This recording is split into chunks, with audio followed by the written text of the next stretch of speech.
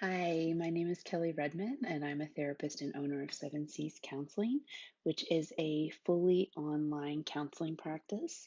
And one of my specialties is working with people in chronic pain. And September is Chronic Pain Awareness Month. And so I've been working on creating videos to give people some tools on how to deal with chronic pain.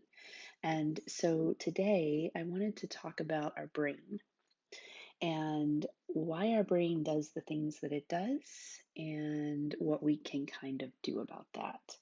And so this idea came to me this morning as I read an article about why we're not able to shake off the feeling that we're just not enough. And so this article really dove deep into kind of, our brain and where we were 200,000 years ago or however long. Um, this ancient brain is still operating on the same wavelength that it did back then when we were hunter gatherers. And how some of that isn't useful to us anymore, and how it creates a barrier. And this article was not geared towards people in chronic pain or that have chronic illness or any kind of diagnosis. It was just geared towards everyone because I think everyone does kind of struggle with this feeling of, am I enough? But gosh, you put the other layers of like not feeling great, having chronic pain, having chronic illness, having different diagnoses on top of that. And it's a recipe for disaster. So I wanted to take the kind of concepts that were talked about and the ideas that were talked about in this article and apply it to chronic pain. And in the hopes that maybe if your brain is doing the same thing, that this will maybe create some awareness about why and will make you more mindful to when that's happening to go, wait a minute, that's not helpful for me. Let me shift my focus. So you don't end up going down like a rabbit hole of deep dark depression and despair because you feel like you're not enough. So first, our brains are ancient. They just are. The way that they operated thousands of years ago, they're still operating the same way. So we are people that thrive, species that thrive in community. And so our brains are designed to make sure that we're fitting in with our tribe and that we have the community of others because humans do better in a community, then our survival is better than if we're by ourselves. If you're by yourself, there's more risk for a predator coming to eat you, an injury, or other people hurting you. And so when you surround yourself with people back in those days, you lived longer. You still didn't live very long. I think the lifespan was what, 30 years, but you lived longer. And so our brain does this thing where it scans the environment and the people that we're around, and it makes us want to fit in, and it makes us to want to have the approval of others. And that was a really great thing back then. That made sense for our survival. Today, in 2019, nah, kind of helpful sometimes, but not really. Like, not really. Because what's different now is that we're not just scanning our environment to fit in with people and measuring our worth against other people that are around us. We're scrolling through social media with thousands of people and people that have stuff going on that aren't even comparable to you. They wouldn't even be in your tribe.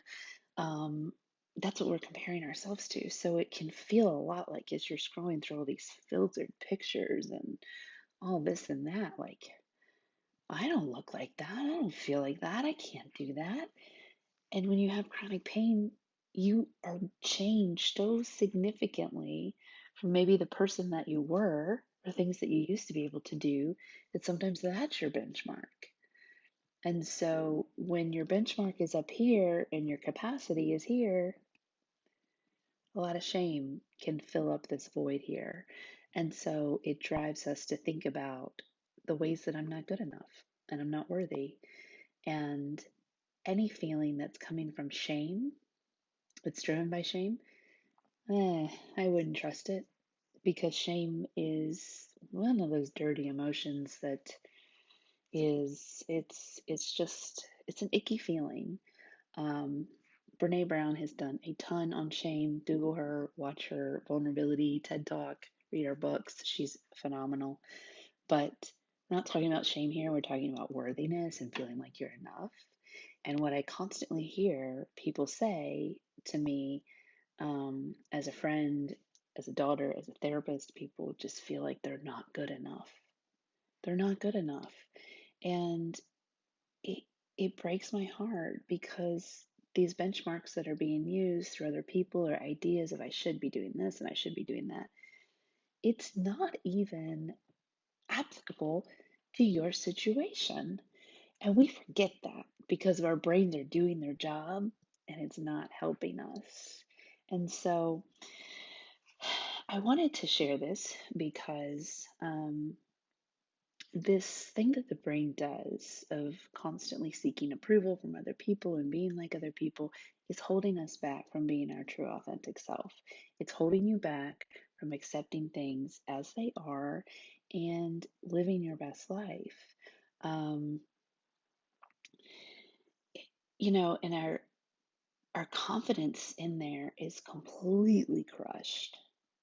And we lose confidence, we lose self esteem, and so many things can be affected by that. Our relationships, our job, our just the way we show up in the world, if you have confidence, is totally different than if you don't. So chronic pain is one of those things that really like hits the raw place in us with feeling like you're enough because you feel like you're broken. But you're gonna feel broken if you're comparing yourself to other people that aren't going through the same stuff that you're going through. And it's just not fair. So, say this to let you know that when you catch yourself doing this, remind yourself, oh, yeah, that's actually not helpful to me. And that's like my dinosaur brain, caveman brain trying to help me survive, but it's not helping. And so I need to shift my awareness, not judging, not going, gosh, here I go again. I can't believe I'm judging myself again. And I'm looking at other people and I'm feeling not good enough. Don't do that because that's not helpful. But when you look at it from a mindful perspective of not being judgmental and just noticing it and going, okay, that's happening. Let me shift my mindset. You take away that extra layer of guilt and shame. Um, and it just gives you more space to do what it is that you need to do for you. And remembering that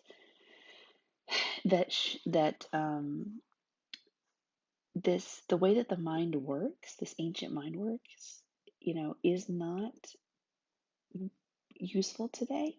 Think of it like old software. Do you still use floppy disks? No. Do you still use the first iPhone and all the software that was on that? Mm-mm. I mean, some people, if they don't get the brand new release of the iPhone or whatever, like that year or that month, yeah. So we're always upgrading everything in our life, and we need to think about our brains in the same way, that the way that your brain is operating isn't helpful. That's survival in that situation, but not helpful on a day-to-day basis when you're scrolling through social media and comparing yourself to every filtered picture out there. So that's just my thoughts for today. You are enough. You are completely enough. And Will Smith says, I'm going to get this wrong, but it's something like we buy things we don't need with money we don't have to impress people that don't care. So do things for you, make yourself happy, and remember that you are good enough. And what's going on with your body doesn't define you. You are not your diagnosis. So I hope everybody is having a good day. If you're not, hang in there. Bad days are just that. They're bad days and they're temporary. And I hope that things get better for you. And I'll see you soon.